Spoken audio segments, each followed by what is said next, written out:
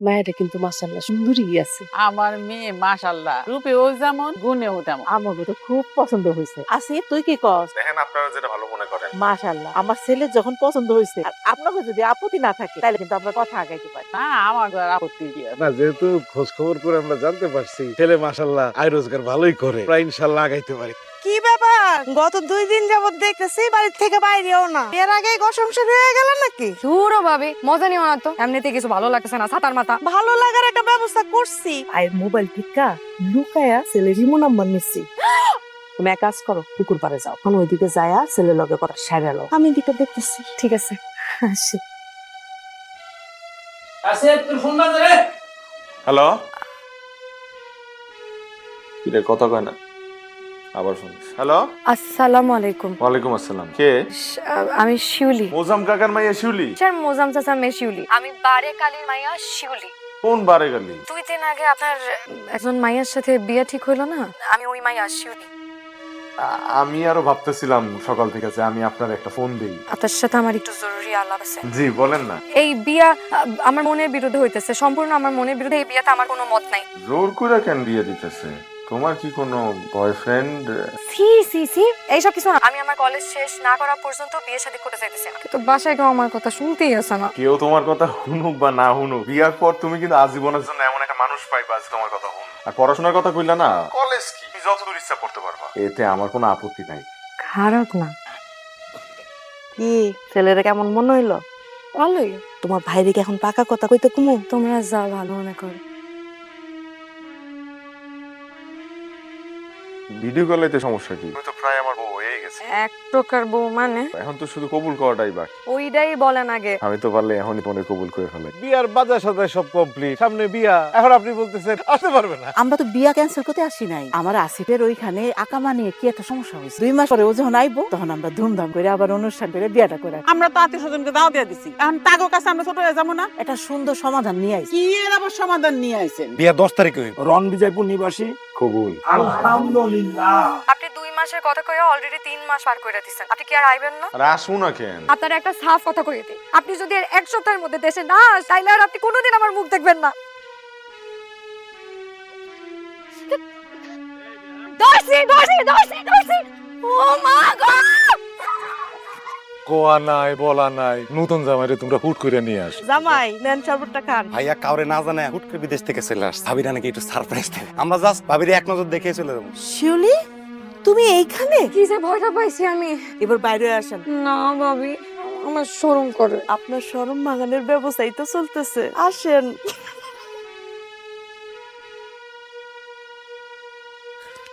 মাশাআল্লাহ, কি তোমার হাসি কি সুন্দর।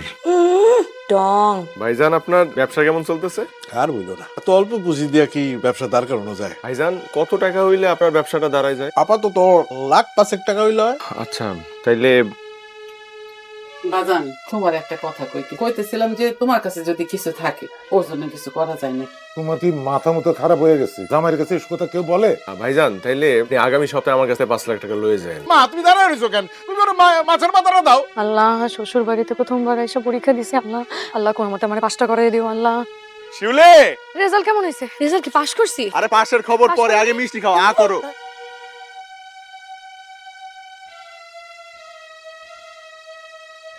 আম্মা, আম্মা। মা তোমার কি এখন একটু ভালো লাগতেছে? আচ্ছা মা, আমার কি এরকম প্রায় হয়? মাঝে মধ্যে হয়। আমার কাছে তো মনে হয় এটা মির্কি বেড়াও। আমারও তাই মনে হইতেছে, লোকাই আমাকে ওর সাথে এটা চালাকি করে বিয়েছে। তুই অগরে ছাপ ছাপ জানাই দে, এই মায়ারে ঘরে রাখুন।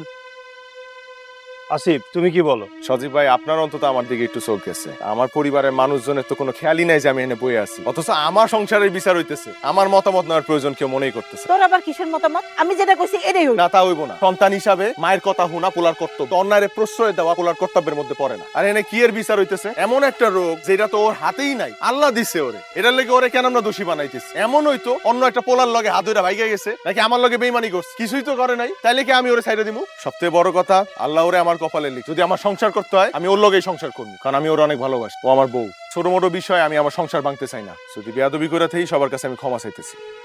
চলো বাড়ি যাবে না? কি এক টেনশনের মধ্যে রাখছে? আপনি হেলয় কথা কয়ে আমার একটু ফোন দেন। আচ্ছা ভাই ঠিক আছে। হ্যাঁ কাল লয়ে কথা কইছিলাম।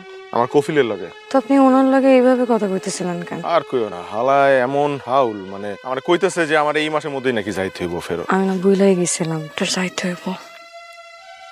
আচ্ছা আমি যদি থাইকা যাই? কাজ যাইবেন মানে? মানে আর বিদেশ গেলাম না, এখানে বই কিছু একটা করলাম। সত্যি আপনি থাইকে যাইবেন? যাবো না, যদি তুমি চাও। আমি চাই আপনি এনে থাইকে যান। তোমার খুশির লেগে আমি সব করতে পারি, করতেও যাবো না। বাজারে একটা দোকান পাইছি, রানিং দোকান, 7-8 লাখ টাকা দিতে পারলে বায়না করা যাবে, কিন্তু হাতে তো তেমন একটা টাকা নাই। দোকানটা হাতছাড়াও করতে চাইতেছি না। ভাইজানের কাছেই তো 5 লাখ টাকা পান, এই সব টাকা মিলাইয়া তো আপনার ব্যবসার টাকা উঠে যাবে না? তো ওনাদের কইলে কি এখন টাকা দিব?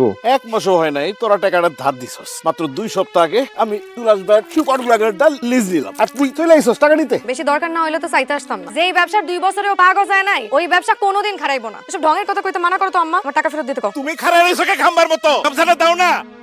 আমার টাকা ফেরত দিতে কও। তোমার আমি কইলাম এত জলদি টাকাটা চাওয়া উচিত হইব না। আচ্ছা সমস্যা নাই, আমি আরেক জায়গা থেকে টাকার ব্যবস্থা করতেছি। আমার এক বন্ধুরে কইছি।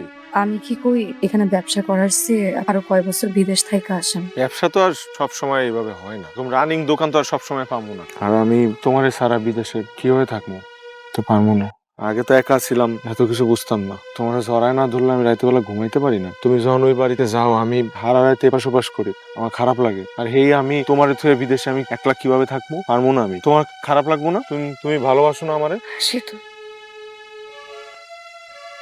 আসিফ, আপনি কি শিমুল ভাই? হ্যাঁ হ্যাঁ, আচ্ছা যাই হোক, ওই হাতে যে ব্যবসার লাই যে দোকানপাতি দেখছে, এটা কি পজিশন মতো আসেনি? রানিং ব্যবসা, মাসে নাকি 40-50 হাজার টাকা থাকে। বাহ, তাহলে তো ভালোই হইলো। এই যে বিদেশ থেকে যদি হাতে না আইতো, কি সুন্দর একটা পজিশন গোছাইছিল। ভাগ্যটা খারাপ, আকামাটাও চলে গেল, হাতের একবারে চলে দিল। একবারে চলে আইছে মানে? কিছুদিন আগেও তো ওনার কফিল ওনারে বারবার বিদেশে যাওয়ার লেগে কইলো। এত তো বিষয় না, এত বিদেশ যাইব কেন? আরে ফোন দিয়ে কইলো যে একটা ভালো পজিশন পাইছে দোকানে, ওকে টেয়ার, এটা লায়ন টেয়ার লইছি কনসেপ্ট।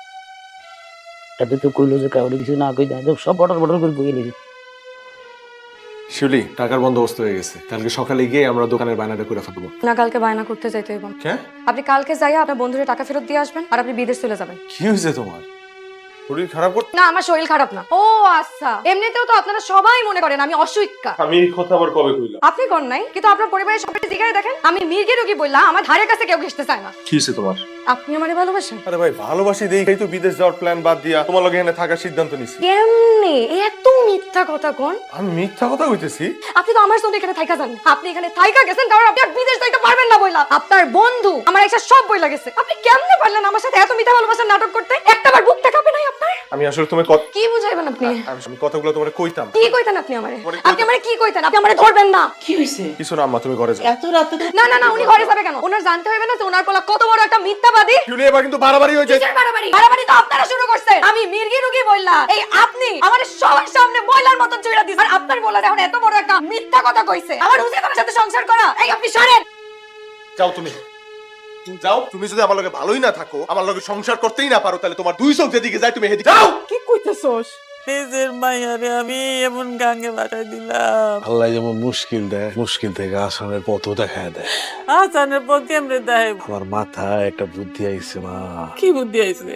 এত বড় সিদ্ধান্ত নেওয়ার আগে একটু দেখেন না সুন্দর কোনো ফয়সালা করা যায় কিনা। ফয়সালা আবার কি করব? ফয়সালা যেটা হয় সেটা তো হয়েই গেছে। এইরকম একটা বাট পার চোর মিথ্যাবাদী পোলার লগে আমি আমার মাইয়ারে রাখুম না। সিদ্ধান্ত যেহেতু আপনারা নিয়েই ফেলছেন, আমি আর তাহলে কি বলবো। কাজী সাহেব, কাবিন নামা কত ছিল? 12 লক্ষ টাকা ছিল। 2 লক্ষ টাকা নগদ উসুল ছিল। আসিফ, তোমার কাবিন বাবদ তো ওনারা এখনো 5 লাখ টাকা পায়। ওই 5 লাখ টাকা তুমি ওনাদেরকে পাওনা বুঝায় দাও।